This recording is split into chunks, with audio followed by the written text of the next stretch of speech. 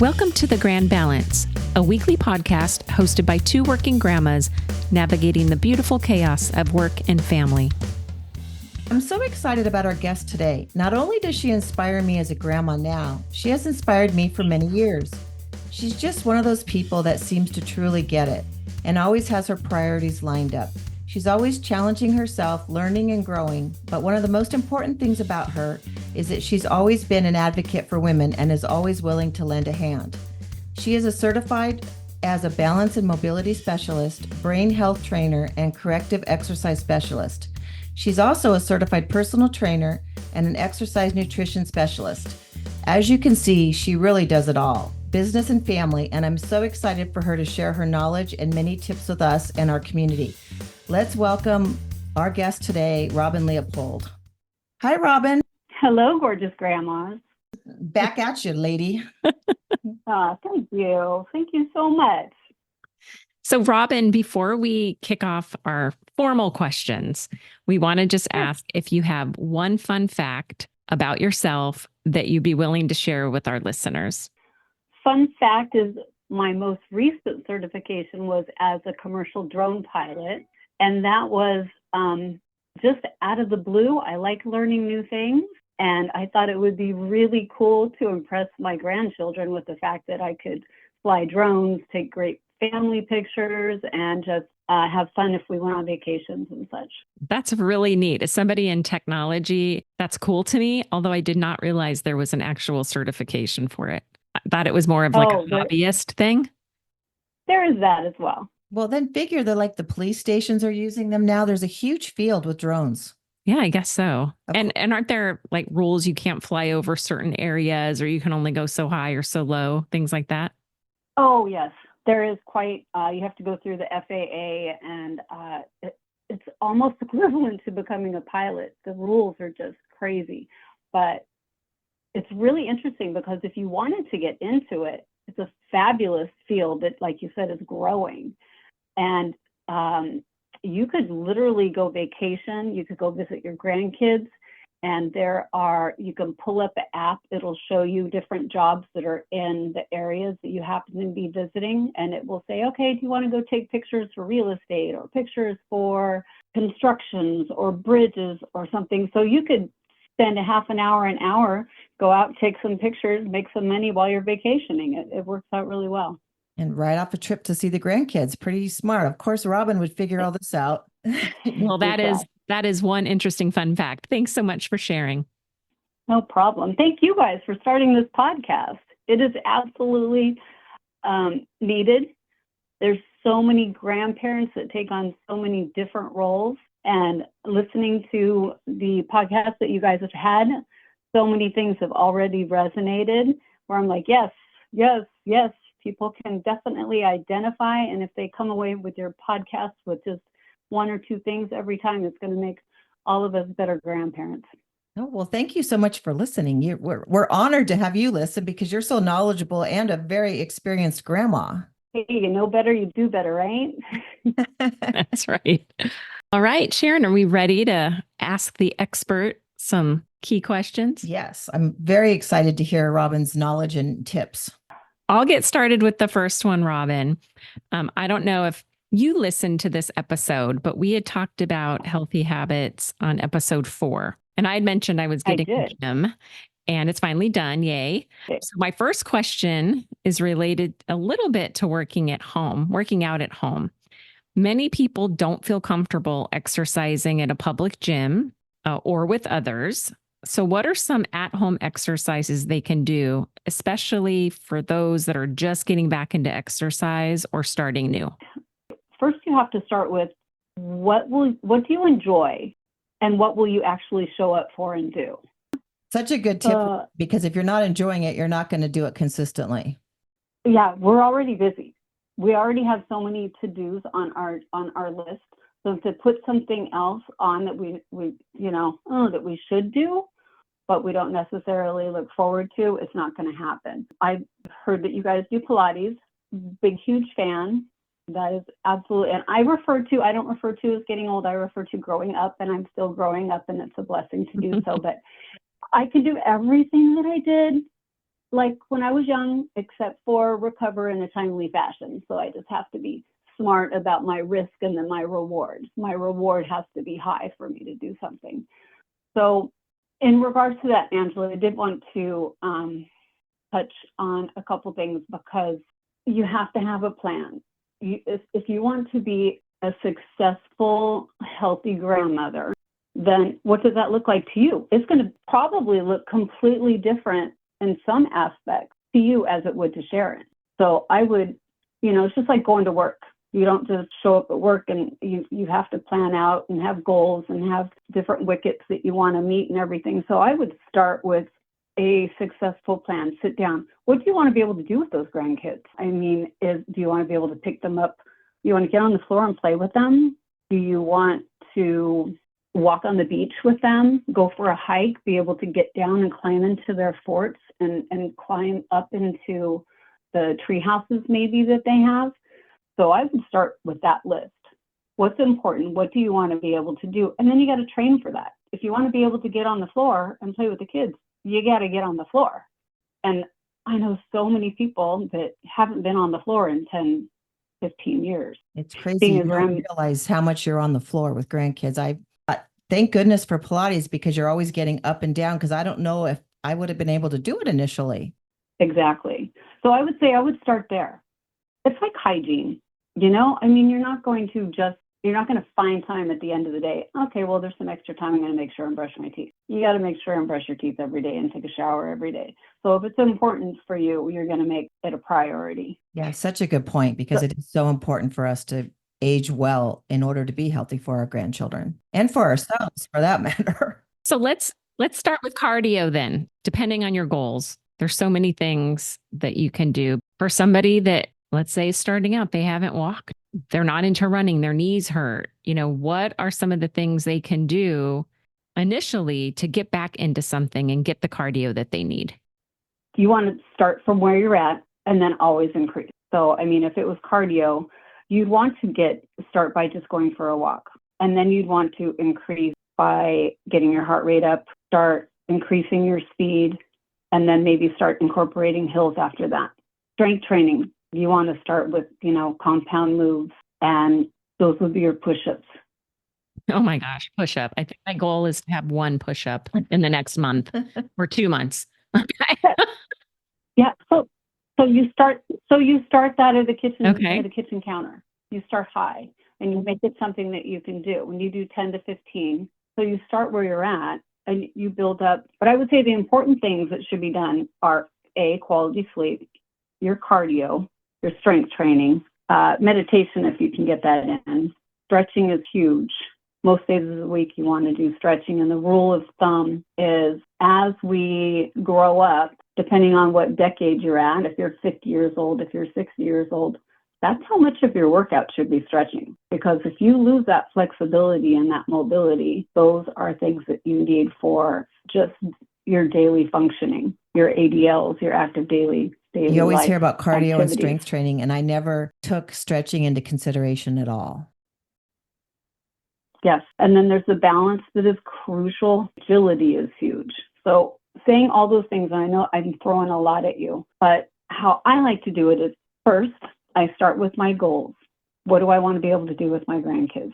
What is important to me? And then second, how do you achieve those goals? Well, we're so busy. And if I say, okay, ladies, I need you to do this 3 days a week, this 2 days a week, this 4, you're going to go, yeah, I'm lucky if I can find 10 minutes of sanity for myself. So my suggestion is stacking. I don't know. Have you guys heard of stacking your goals? I've not. Okay. So if you stack your habits with something that you're already doing, you can fit them in and you're going to have better efficacy. So say you go through your day, and I would just write down your daily routine. Okay, in the morning you brush your teeth. What can you do while you're brushing your teeth? Well, you can add that balance component into it, right? You can stand on one leg. You can do some leg swings. You can maybe put one foot heel to toe and try to, balance safely. Maybe your hand has to be on the counter at the time. I don't want, you're using a toothbrush at the same time. So that would be an example of stacking two things. You have to brush your teeth. So let's add something to it. It's not taking any more time out of your day. Then maybe you go and have your cup of coffee. Well, before you have your cup of coffee, maybe add in having a glass of water. I also have a glass of water before every meal that I have because our organs need to be hydrated. It makes you more satiated. Maybe you'll eat less. So that would be another example. Then maybe, like, I love to watch the news in the morning before I get out of bed. So that's the opportunity that I use to get on the floor or sometimes in bed and do some of my stretches. Just kind of motion is lotion, getting the body moving. I'm going to start practicing that tomorrow. I know I'm thinking the same thing. Great tip, because just making better kill, what is it? Kill two birds with one stone. Yes, you guys crack me up. Yeah. So I'm not asking you, I'm not saying put 30 minutes in here and an hour in there, but little things that you do consistently add up. And I also liked when you said start with the goals. And for us grandmas, like, what do you want to do with the grandkids? So given, let's say we have our goals, we've listened, we've written down what we want to do. You know, the state of the economy is really tough right now. Families need to prioritize their spending. So besides gym memberships, trainers, or classes, what are some free resources once they know, hey, I want to get on the floor, or I want to be able to walk, 5 miles with my grandchild, whatever it is. What are some free resources that are available to teach people how to achieve these goals or exercise properly and help them get into that routine you're talking about?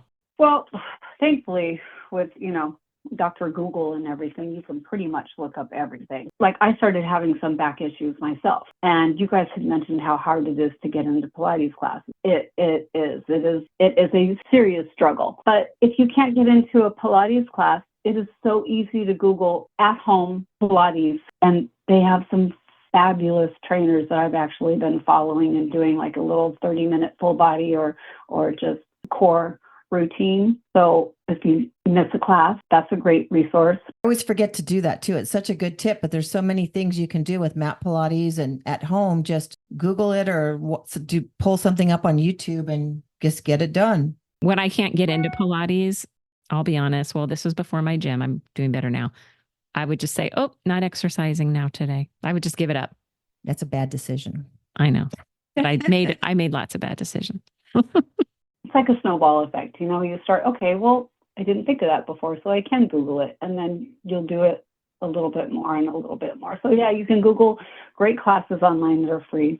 The Peloton app, that is a wonderful resource. You don't have to have a Peloton machine at all.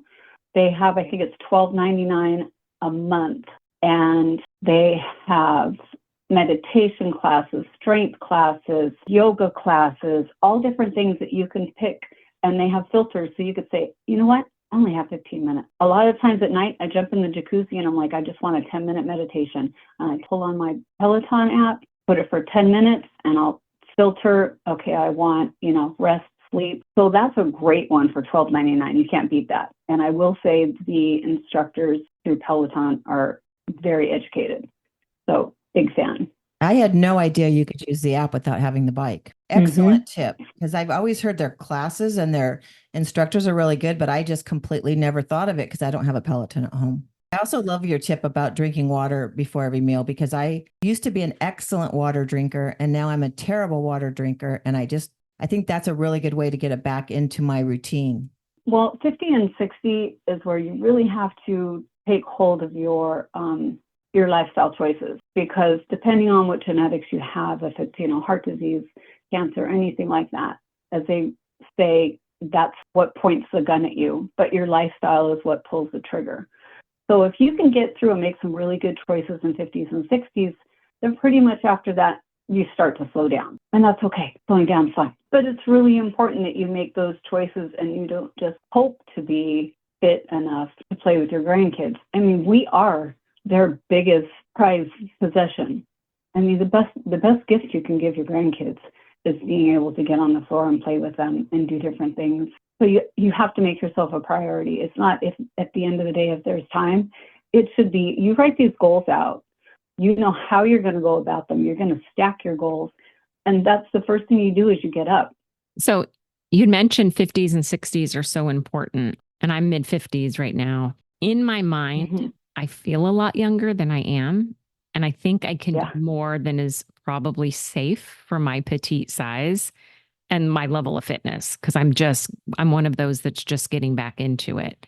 I just making excuses about what I can possibly achieve, or do you really advise people of our age to limit certain exercises or weightlifting types of exercises? Should we be limiting ourselves because now we're getting too old and we just need to face reality? Well, I will say you have to be mindful that you can't exercise in your 30s like you did in your 20s and your 40s like you did, and so and so. So yeah, you're going to have to make some reasonable adaptations, but I also don't think that you should ever limit yourself. You have to do progressive overload within a safe reason. I always say do things as best as you safely can. You know your limitations, but you do have to get uncomfortable.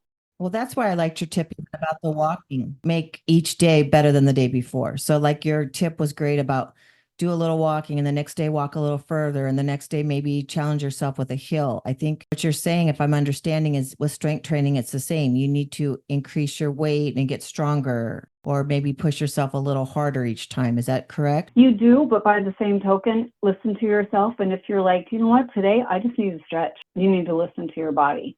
And the number one thing is you have to get your sleep. If you're not well rested, you'll know. If it comes down to, I really need rest, or I'm already exhausted, I have to get my workout in, listen to your body and get the rest. That's more important. Okay, so you're inspiring me to drink more water, make sure I'm getting enough rest, and to start meditating. So I like all those ideas, and I'm going to incorporate them for sure. I will not be incorporating meditating because I am so type A. I can't even like take a breath, But that's what, let alone 10 breaths at a no, time. I'm also, That tells you you need it. I know I that's know what I I'm need it. doing. It's challenging for me as well. And I've in the past have not been successful, but I'm going to download the Peloton app and give it a shot. Towards your nutrition training, I know it's not one size fits all for everyone, but as women age, are there any specific supplements that women generally need? I know we can't address every single individual person's need, but are there certain things you've kind of seen over the years that most people, it is helpful for them to take or need to do? Well, I think, like you guys had previously mentioned, getting the blood work done, crucial, Okay. because you can't fix what you don't know is broken. So that is really important to do, so you could see those numbers and where, because especially when it comes to women and their hormones, tweaking those little things can have such a huge effect on how you feel, on your sleep, on your nutrition, on all of that. And in addition to that, I would say, yes, vitamin D is typically what people do not have enough of.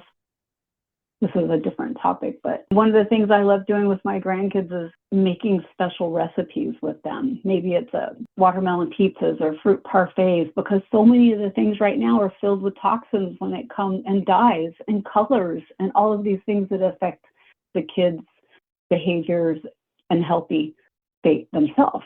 Speaking of your grandkids, I know two of them will be living with you shortly. And we do have an upcoming episode where we're going to be discussing boundaries and putting boundaries in place. Is this something that was discussed between you and your daughter and husband, or you and your husband? As far as, have you consciously set any boundaries, or is this something you would rather not discuss? Or Oh, no, it's fine. Yeah, you should see my house right now. We have had to eliminate two rooms, and which was quite difficult. And it's in the midst of being repainted, and the nursery's almost done. So I'm very excited about it. At first, we're used to running around the house and doing what we want when we want. So this is going to be a little bit different. But I mean, studies show that grandparents who play an active role in their grandchildren's lives live longer, and so I'm all about that. But I don't know that we have boundaries necessarily. We definitely have plans and goals. Like I told my husband, we're going to have date night. Him and I will be making a point to go out. yeah, so you have set plans of how to continue having your own relationship without getting completely engulfed in grandparenting and babysitting and that sort of thing, it sounds like. Yes, and I'm lucky. My daughter's in-laws also live here in San Diego. So they're going to get to babysit a couple days a week. So that will work out. And then I also care for for my mother and my other special needs daughter. So we'll get to divide and conquer and have a little mental health where I will happily watch the grandbabies while my daughter can go take care of the grandmother and such. So, well, great. Well, we'll have to check back in when we do our episode on boundaries and check and see how things are going and any type of tips you have with young ones moving back in for a bit. Absolutely. We'll see how that goes. Yeah, I can't wait to hear. Well, thank you so much for joining us today, Robbin. We really appreciate your time and all the tips you've given. And we definitely look forward to hopefully speaking with you in another episode and catching up and following up on some of the things we spoke about today. And maybe by then I'll have learned how to meditate. She can say how proud she is of me. Well, and I'll also give you an update on my success or lack thereof. But I'm excited to try it because I think it's something that will be challenging. It's doable. You guys have this. Well, for sure. The stretching in the water, definitely. I'm going to practice my balance in the bathroom in the morning. So I like that. But the meditation will keep you updated on that. Thanks again for joining us. Really appreciate it. You're welcome. Have a great one. Okay. Bye-bye. Bye. Take care, Robbin. Well, Robbin sure did give us some great tips, and it made me think of another inspirational grandma story that we'll end this episode with. Not too long ago, we got to watch the 2024 Olympics, and I'd like to recognize 58-year-old grandmother Michelle Roll. Michelle won a bronze medal at the Olympic team trials for race walking. She was the oldest competitor and finished the 12.4-mile race in 1 hour and 42 minutes. To put this in context, I walk a 20-minute mile. I walk 5 miles to her 12. Yikes. While probably we won't make it to the Olympics, let's listen to the advice of Robbin and the inspiration from Michelle Roll and get out there and progressively do more each day. Take care of those bodies, ladies. Bye for now. Thank you for listening. Please like and subscribe to the podcast so we can continue to grow our community. Also follow us on Instagram at Working Grandmas Podcast, on Facebook at The Grand Balance, a Working Grandmas Podcast, and join our LinkedIn group, Working Grandmas. You can also email us at info@workinggrandmas.com or message us through any of our social media platforms.